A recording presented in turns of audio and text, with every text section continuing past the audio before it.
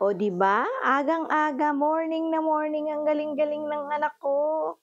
Naririnig kong may nagpupukpok, akala ko kung ano yung tinataktak ng tinataktak, ayun pala yung aming pulbo na. Akala po yata ng aking anak ay pulpulan are, yung tipong hindi ka pa nakakapagsimula ng imisin ay nakagawa na siya agad ng dagdag imisin. Tapos magpapasaway pa yan, lalabas pa, o edi lalo na. Lalo na akong hindi nakagawa, lalo nang nadagdagan ang gawain, lalo na akong hindi nakatapos. Ganyan din ba kayong mga kananay ko? Pero kahit ba gano'n nakakapawi ng pagod yung mga anak 'no?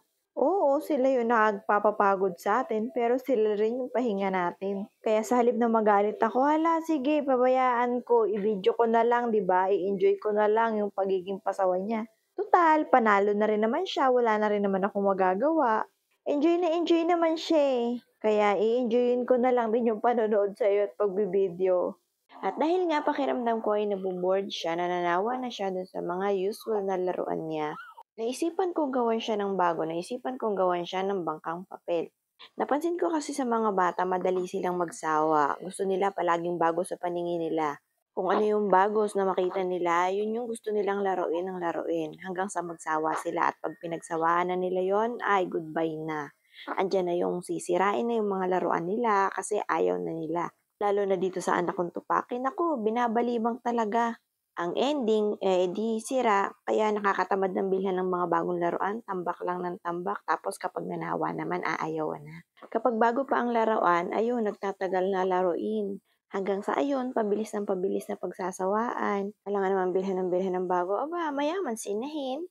Kaya kung may time ka rin lang, ay naku, maigi pang mag-DIY ka na lang. Yes, masarap bilhan ng laruan ng mga bata, pero ayun nga, nasisira o kaya 'pag nagsawa ayaw ng laruin, nakatambak lang at mas marami yung kalat sa bahay. At higit sa lahat, marami kang imisin. Take note, hindi lang isang beses mo yung iimisin, maya't maya. The more na marami kang biniling laruan para sa kanya, the more na mas maraming iimisin ka. Kasi maraming ikakalat din siya. At in fairness naman dito sa anak ko, tuwang-tuwa naman siya dun sa bangkong papel na ginawa ko kasi first time niya lang nakakita nito eh. Ayan, mag-enjoy ka muna anak habang naglalaro ka niyan. Iniisip ko nga nung una, marunong pa ba ako? Kaya ko pa bang gumawa ng bangkang papel? Naaalala ko pa kaya?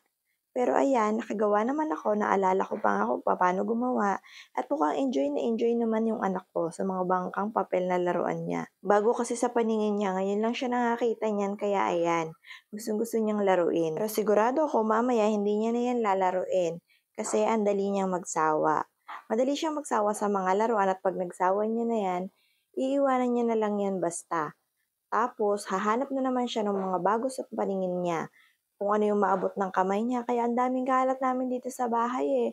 Aakyat pa para lang maabot yung gusto niyang kunin, yung matamaan ng mata niya, tapos gusto niya. Tapos kapag nagsawa na siya, iiwan niya na lang yan dyan basta, nakakalat.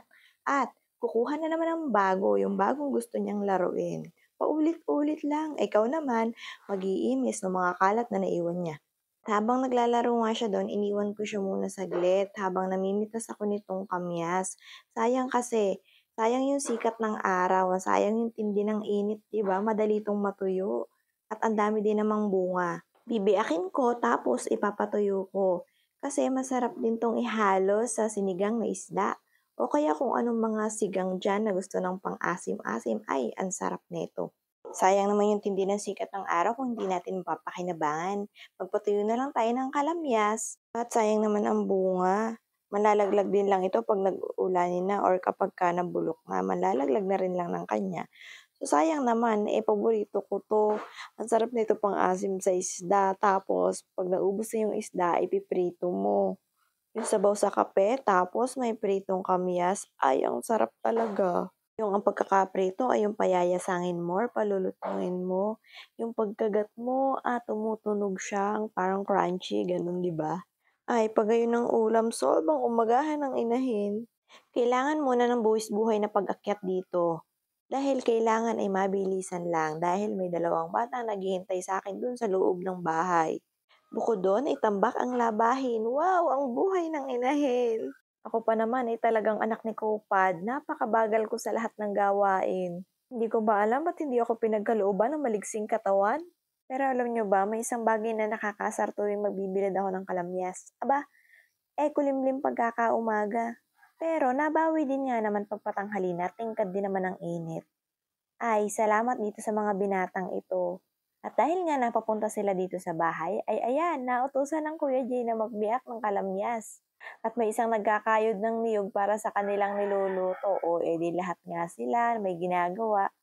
Nagsisilipan kasi na walang ginagawa yung isa. O edi ayan, lahat kayo may ginagawa. Pantay-pantay, di ba? Salamat na lang talaga at habang busy ako sa paglalaba ay ayun, may nagbibiyak ng kalamyas na aking pinitas.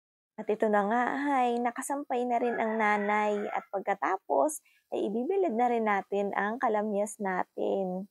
Konting tiyaga lang at may pang-asim na tayo sa isda. Yun, akala mo naman nga siyang nagluluto. Anyway, samantalahin natin yung init ng panahon na patuyuin ang mga dapat patuyuin dahil malapit na uling mag-ulanin.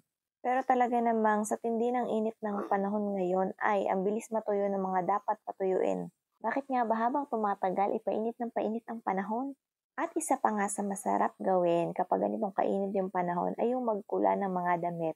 Ganyan din ba kayo? Binibilid sa araw yung mga puting damit.